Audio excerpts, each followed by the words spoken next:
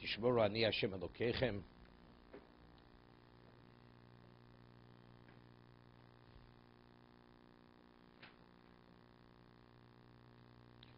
Holding Pasuk Dalit. Al tifnu elo lilim. You shouldn't turn towards idols. V'lehem asecho lo sasu lechem. Cast forms you should not make for yourselves. Meaning, you shouldn't turn to the idol. The idol exists, and you give it some value. You value it, even if you don't believe in it. Brings you good luck. And you should not cast graven images, even though you don't believe in it. Ani Hashem Elokechem, Rashi. Al tivnu lilim lo'ovdom, to serve them. That's not the way the Rambam brings it. No. Elilim, what's Elil? Why is it an idol called Elil? Loshin al. Klal v'choshev. It's like reiterating, it's nothing. It's nothing. Elei masechot chilos nelilim hing. I mean, originally you see it as nothing. V'matopone achreim. But ultimately, if you turn towards them, sovcha sheta'osa osem elohus. Ultimately, you're going to make them into a god. That's Elohim Asecho. Initially, you consider them nothing. You just make it, it's good luck, whatever it is, but ultimately, because you give it some degree of value, you're going to turn towards it or ultimately believe in it. Lo sasu lochem, lo sasu lacherim, lo acherim lochem. You shouldn't make for others. And others should not. Lo sasu indicates, then lochem, others for you. If you tell them lo sasu la'atzchem, aval acherim osem lochem. Now, what you're addressing, he says maybe you shouldn't make for yourselves, but others could make for you. Right? That's the Aseret Sadibus. Whether they make it, you make it, under no circumstances is it permitted.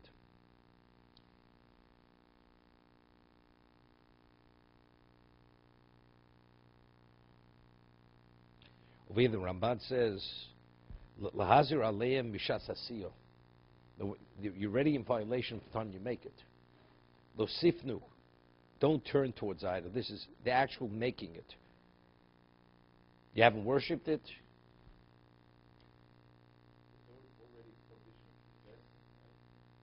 That's separate. That's separate. Person's a collector. No, you don't make it. Let's say a person, he has no interest in acquiring it. He's making it. No, let's say he makes it and leaves it hefker. You're not permitted to make an idol, period.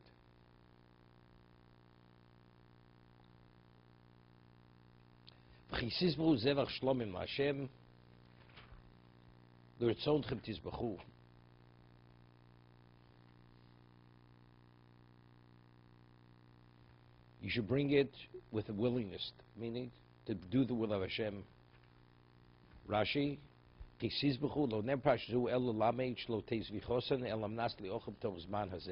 means with a proper kavanah that this is, we speak about people.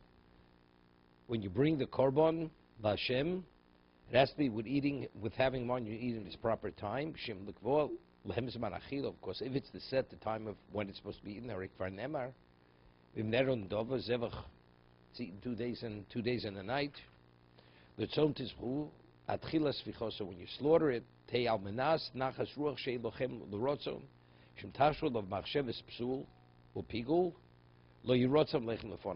accepted. It's immediately invalidated.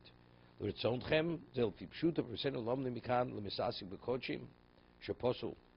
a person doesn't even realize what's the halacha. You throw a knife at a wall, or you want to cut a gourd and you cut the throat of the animal and you cut it perfectly to be shechita. It's kosher.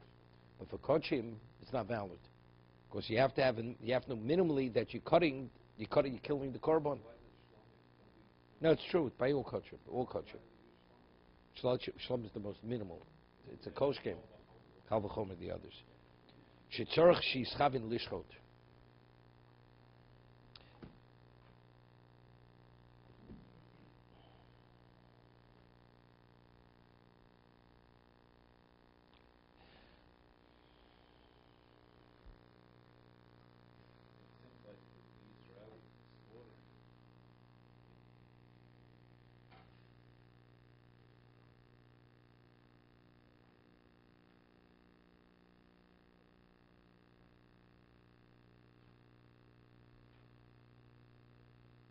Over here, the Orachaim HaKodesh goes on Velei Meseicho Lo Sasu Lachem. He says, Halok Tziva B'derech Klal Al Kol Elilim Shel Lifnos Aleim.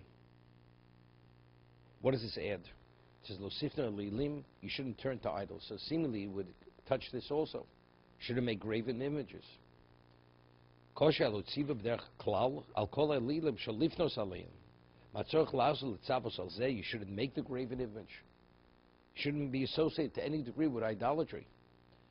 Od loma lochem. It says lehema sech lo sasu. Period. What's the lochem? So Rashi brought the drasha. Even if others make it for you, you don't make it yourself. It's you making for others, or others making for you. Ulai shechavin masha amru zal ki basosa odam maseh.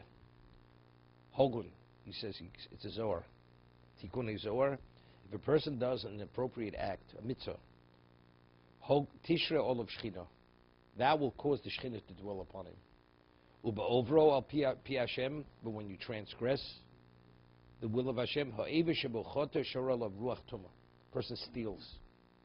You steal with your hand because you did an avera. There's a ruach tumah which comes upon that part of the body. And this is a veil, a curtain which separates between you and Hashem. It creates a barrier, creates some obstruction. The ruach tumah. The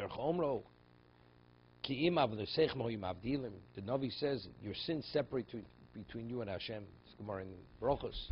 You know, there's a mechitza shel barzel, right? What is the mechitza shel barzel? The iron wall. It's the averos. My moral kan ve'Elohim asecho. Here Elohim shehem mas mesechim avdilim mimkor hachayim. That's Elohim asech from the word mosoch, is a veil, a curtain. Lo sasu osa lochem olamarto shapone lavod zoro gore mosoch hamadu ben levenkono. That creates this curtain, this veil that separates between you and your Maker. Lezegomer omer ani Hashem Elokechem. Meaning, who are you separating? You know, you say it's worth it. But who are you separating from? So you have to understand the consequence and the implications of this one, the ramifications of one's action when you make this idol.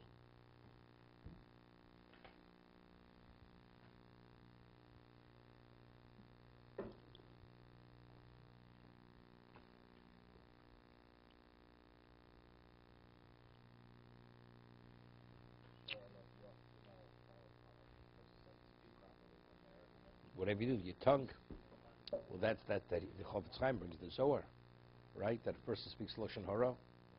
So the mouth has been contaminated. So even when you learn Divrei Torah and you mispalel, the tefillah that comes out of your mouth and the Torah that comes out of your mouth is contaminated. And as a result of that, it actually renders the Torah almost worthless and the tefillah worthless. That's Chofetz Chaim points out. He says, we learn, we do many things, yet we see nothing happening. It's because a person's mouth has been defiled.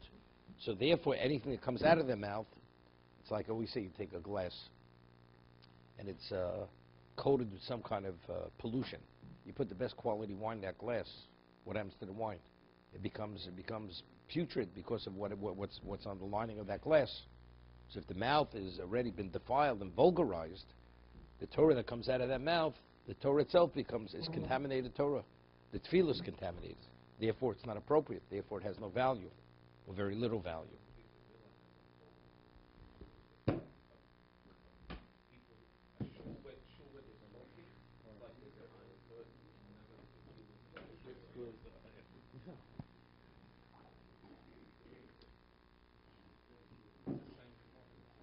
It's not the same. It's not the same. I know. There has to be a source for it. I mean, I hear the shul is being affected. You know, you're doing the wrong thing in the shul.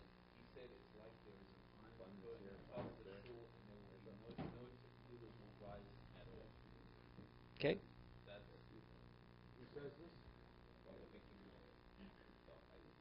I'm not saying no, but what is the makar? It has no relevance to what we're saying now. Let's say a pure person goes and davens that shul now. Why shouldn't his tefillah go up? But what? So what was? No, he's not there. He's not there while they're speaking. It's not. I don't hear it. I don't hear it. The person himself doing the wrong thing, I hear. He contaminates himself. That contamination minimizes. I answer. You go chas v'shalom daven. A person goes praising the church. It's a location of avodah zarah. You understand? You're entombed in that tumah.